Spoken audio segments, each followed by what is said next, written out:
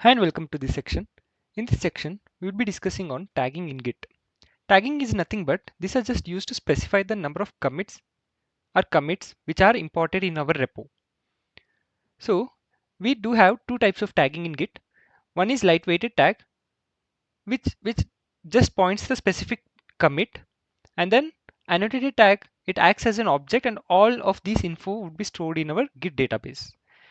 And these annotated tag are checksum and also they contain the tagger name as well as the email address who has tagged those commit, and then any type of tagging message which it is associated with.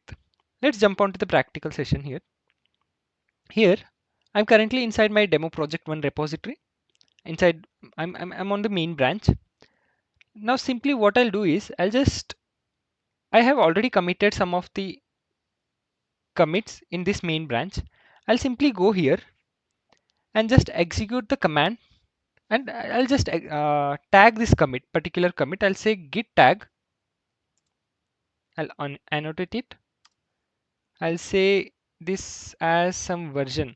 I'll say it as this particular commit would be my version 1.0. Next, I'll say some tagging message as well for this. I'll say -m.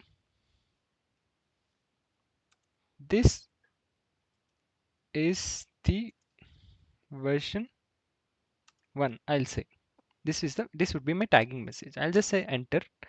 The tagging has been done for my particular commit. I'll say git log now.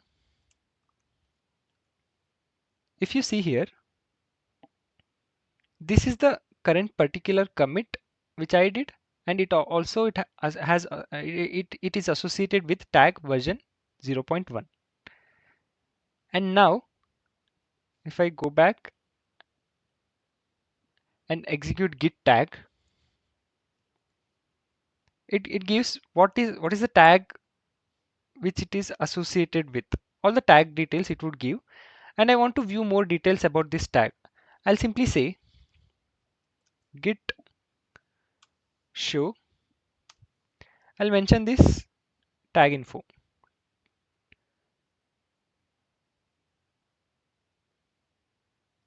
which is version 1.0. Simply enter. This gives all the details about this tag: who is the author, what is the merging, like what was the commit which it has happened, date and time, everything it gives. So this is something we wanted to know about tagging, and this is something how tagging works in Git. Hope you like the info here. Thank you for being with us.